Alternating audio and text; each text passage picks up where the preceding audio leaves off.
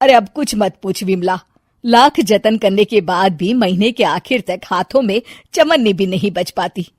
कभी अपने लिए कोई छोटी सी भी चीज लेनी हो तो 10 बार सोचना पड़ता है। तू सही कहती है, आमदनी तो बढ़ती नहीं, लेकिन दूसरी तरफ महंगाई दिन ब दिन बढ़ती ही जा रही है।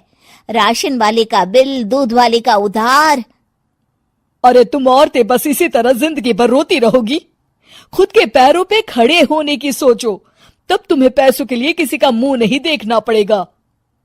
अरे तू इतनी बड़ी बड़ी बातें कर रही है, तू ही बता दे हम क्या करें।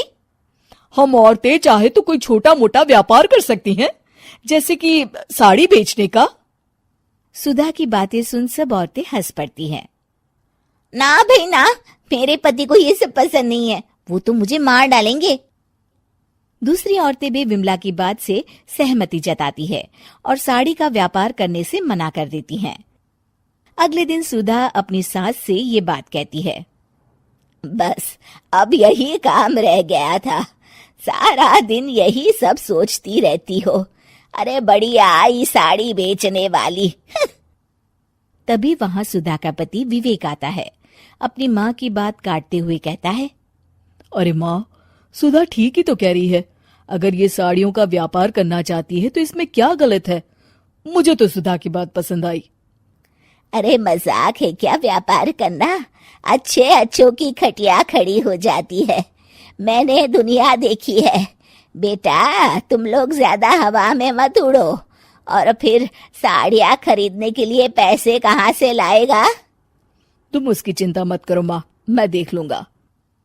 अगले दिन विवेक अपने एक दोस्त से कुछ पैसे उधार लेकर साड़ी के कारखाने से बहुत सारी साड़ियां खरीद लाता है। ये लो सुधा, तुम्हारा ऑनलाइन अकाउंट बन गया है। अब लोग घर बैठे तुमसे साड़ियां खरीद सकते हैं। ये तो बहुत अच्छी बात है। हाँ, और इतना ही नहीं, मैंने इसमें सभी नई डिजाइन की साड़ियों की फोटो भी अपलोड कर दी है। अब बस तुम देखती जाओ। कुछ दिनों के बाद। नमस्ते, मुझे सुधा जी से मिलना है। ओहो, तू कौन है और मेरी बहू से तुझे क्या काम है? माँ जी, मैं सुधा जी से साड़ियाँ खरीदने आया हूँ। अरे बड़ा बेवकूफ है तू, इतना बड़ा मीना बाजार छोड़कर यहाँ साड़ी खरीदने आया है। तेरा ऊपर का कोई पेच ढीला है क्या? अरे माँ जी, आप नहीं जानती, आजकल ऑनलाइन का जमाना है, समय और पैसे दोनों की बचत होती है। तभी वहां सुधा आ जाती है। सुधा बिरजू को साड़ियां दिखाती है। क्या बात है सुधा बहन जी, आपके पास तो बहुत ही सुंदर सुंदर साड़ियां हैं। एक काम करिए, ये वाली दे दीजिए और ये वाली भी। छोड़िए, एक काम करिए, ये सभी ही दे दीजिए। सुधा की सास हैरान रह जाती है।